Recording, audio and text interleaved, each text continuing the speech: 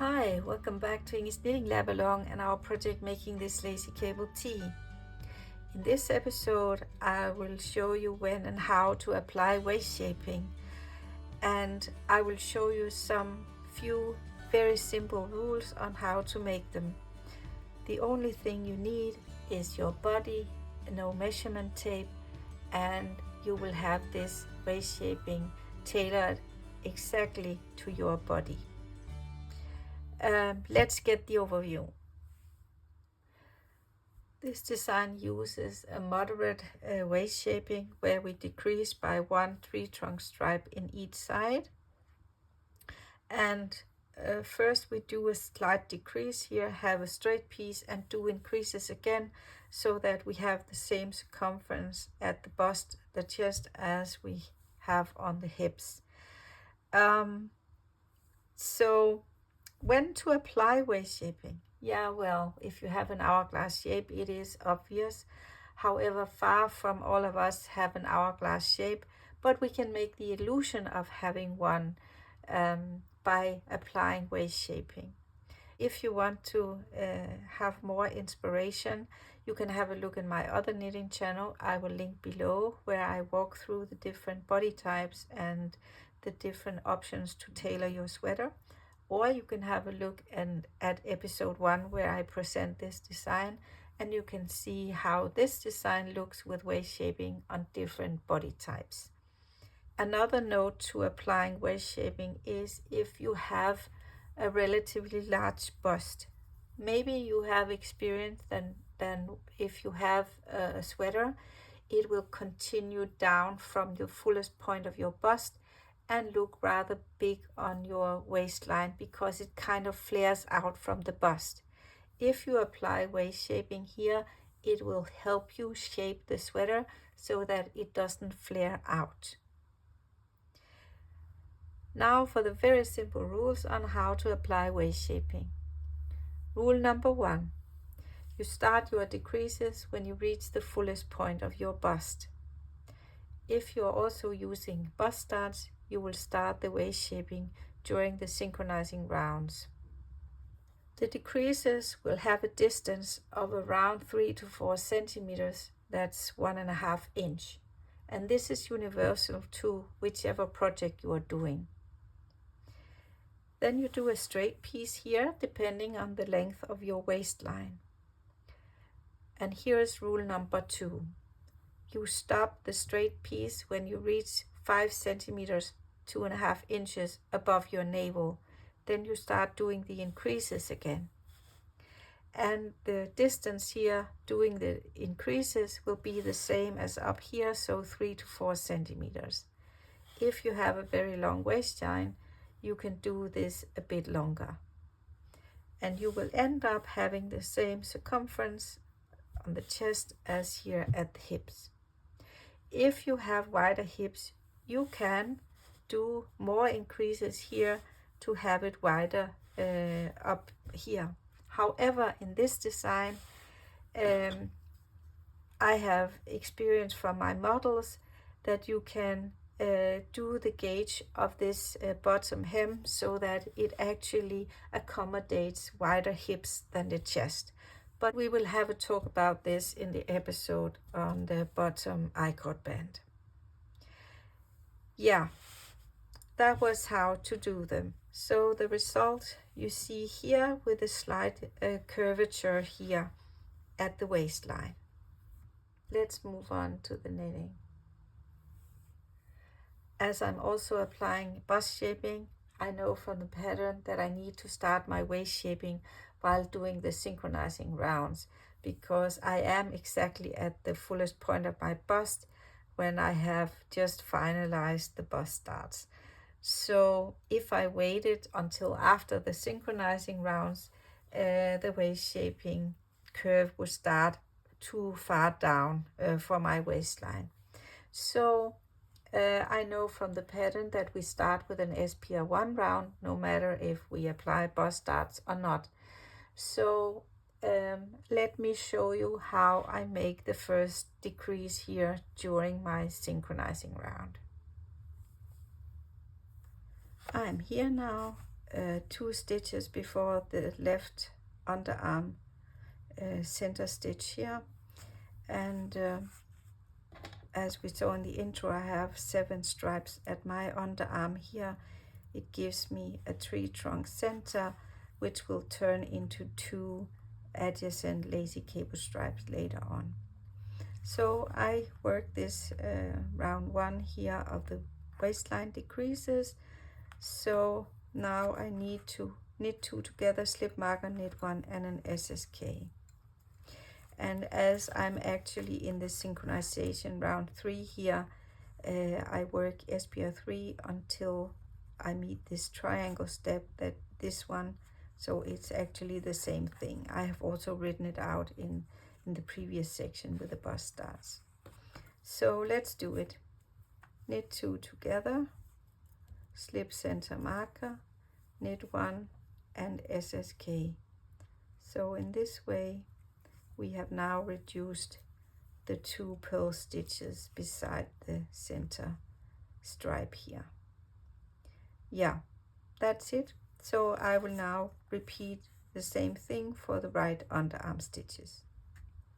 I'm here now 2 stitches before the center marker of the right underarm, so I will just do the same thing. Knit 2 stitches together, slip the center marker, knit 1, and do an SSK like this. And I have reduced again the 2 purl stitches beside the center. If, however, I have a lacy cable center stripe here, I will work this waist shaping first round in a bit of a different way. Let me show you, because it may be a bit more tricky because we need this passover stitch in the middle of the decrease here. So I work until 2 stitches before the center marker, which is here at the center of the lacy cable stripe. Then I knit 2 together. I remove this for a while and put it back on when I've done the decreases. Then I knit 1, do an SSK, and you see now we have reduced the purl stitch just like over here. And in order for us to have this look like a lacy cable stripe, as usual, we just do the passover stitch here. And then I can reintroduce the stitch marker in the center of this lacy cable. Yeah, here we go. All of the other, both the decreases here and the increases are the same as over here. So this was the only one differentiating. So let's meet up when I have worked round 2 to 9, where I'm just working according to pattern, or if you are doing a bust starts, you go back to the bust start section to continue here. Yes. I have just finalized the synchronizing rounds of the bust shaping section and have returned to the waist shaping section here. So I am now in round 5, and I have to do round 5 to 9 before I can do the second decrease. So my round 5 here is an SPR2 round, so I just continue until I reach the next SPR2 round in round 10. I'm at round 10 now, the SPR2 round, and just before the center marker here at the left underarm. So I will now slip the stitch and remove this for a while, knit 2 stitches together and pass over the stitch. I guess I could have also called this CDD. I will place the marker back here before this stitch, and now going forward I will turn this knit stitch into a purl stitch here between the 2 lacy cable stripes. And I will of course do the same thing at the right underarm, and then continue with my straight piece until I reach 5 centimeters or 2.5 inches before my navel. So let's meet up when I have finalized this straight piece here. I'm ready to start the waistline increases now. I have tried on my sweater and reached the point before my navel where I will start. I said as a general rule of thumb to start the increases when you reach 5 centimeters above your navel, but actually I will start here being around 3 to 4 centimeters above my navel, because I will start a bit lower, because I know that this plant fiber yarn shortens more than the mohair edition, for example. So again, consult your swatch and do your own eyeballing on where to start depending on your waistline. Mine is very short, so I have only almost six lacy cable repeats here at the side, and I will start the increases now on an SPF 4 row as called for in the pattern. So I will start reintroducing this tree trunk stripe between the lacy cables. So let me just do it here. I work my way to the marker, and then I will do one right leaning increase. So I pick up the strand from the row below and I make one right. Slip the marker, and now I turn this purl stitch back into a knit stitch and I make a left leaning increase. So I take my needle in from behind here and make one left. That's all there is to it. So now I will do exactly the same thing at the other underarm, and then I will work yet the other rounds before I do the second increase on round 7, being an SPR2 round.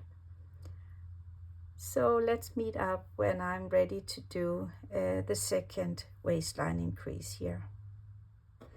I'm here now, ready to do the second and final waistline increase. So now I will reintroduce the purl stitch here between the center tree trunk stripe. If you have a center lacy cable stripe, it's the same thing. You reintroduce the purl stitch. So now I will just work my way on this SPR2 round until one stitch before the marker here. Then I will do a right leaning purl increase like this. I knit one, slip the marker, knit two, and then I make a left leaning purl increase. So now I have reintroduced the purl stitch, and I will just continue, make the one at the other side as well, of course, and then I will continue working my way down to the iCord bind off. You may wonder how come it's just these rounds here at the pattern where I make the increases and decreases for that matter. Yeah, well, when doing this design, I actually tried each of the 4 rounds to do decreases and increases, and I found that these ones look the best. Before down here, this kind of blends in with the Passover round here at the SPR1 round, and up here as well, where it blends in with the slope here.